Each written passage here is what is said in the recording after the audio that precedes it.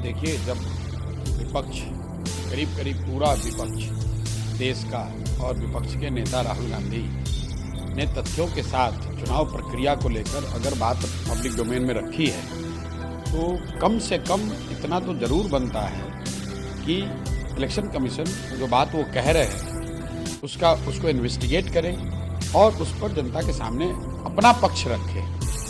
बात राहुल गांधी व्यक्ति की नहीं है, वो विपक्ष के नेता हैं और लोकतंत्र में वोटर और वोटर लिस्ट वोटिंग की जो पूरी प्रक्रिया है अगर वो पूरी तरीके से पारदर्शी और विश्वसनीय नहीं होगी तब तो लोकतंत्र कहाँ बचेगा। तो अगर उस पर विपक्ष के नेता ने कोई बात कही है, और मैं ये बात बहुत पहले से कह रहा हूँ, जब राहुल गांधी ने महाराष्ट्र चुनाव के बाद एक आर्टिकल के जरिए इन बातों को रखा है तब से मैं कह रहा हूँ कि आप राहुल गांधी के समर्थक हों या विरोधी, लेकिन अगर राहुल गांधी ने चुनाव प्रक्रिया को लेकर वोटर लिस्ट को लेकर जो बातें रखी हैं पब्लिक डोमेन में, इलेक्शन कमीशन को उस पर जवाब देना चाहिए।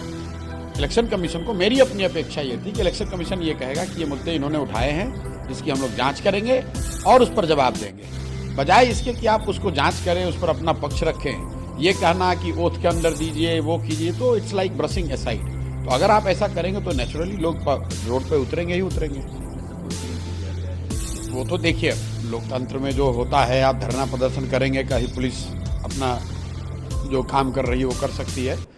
जहाँ तक मैंने अभी देखा है कि वो लोग शांतिपूर्वक मार्च कर रहे थे, उसको पुलिस ने रोका है।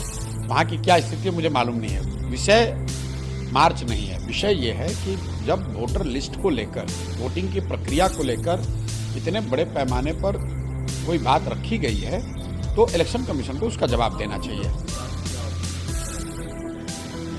नहीं, ऑप्शन तो लोकतंत्र में ऑप्शन कभी बंद नहीं होते हैं। विपक्ष या जो लोग भी समझते हैं कि गलती हो रही है वो आवाज़ उठाते रहेंगे। अंततः तो जनता मालिक है, जनता भी देख रही है और लंबे समय तक इलेक्शन कमीशन इस बात से अपना मुंह नहीं छिपा सकता है। उसको जवाब तो देना ही पड़ेगा, आज दीजिए या 2 महीने के बाद दीजिए, जवाब तो देना ही पड़ेगा। संभव है कि राहुल गांधी ने जो बातें कही हैं उसमें कुछ कमी रह गई हो या उसमें सच्चाई न हो, लेकिन जवाब तो हर हालत में इलेक्शन कमीशन को देना पड़ेगा।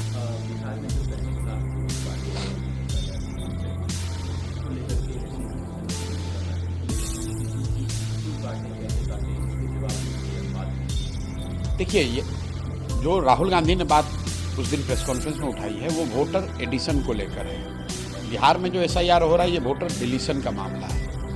तो हम लोग एसआईआर पे ये कह रहे हैं कि भाई, अगर आप 20 वर्ष के 23 वर्ष के बाद इस तरह की कोई प्रक्रिया कर रहे हैं तो इलेक्शन कमीशन को ये वजह तो बताना पड़ेगा, भाई क्यों कर रहे हो। अभी 1.5 साल पहले चुनाव हुआ, उसी वोटर इलेक्टोरल रोल से जिसको इलेक्शन कमीशन ने बनाया, सर्टिफाई किया, उसी से देश के पार्लियामेंट का चुनाव हुआ है, उसी से मोदी जी आज प्रधानमंत्री हैं और आप कह रहे हैं कि वो इलेक्टोरल रोल ठीक नहीं है।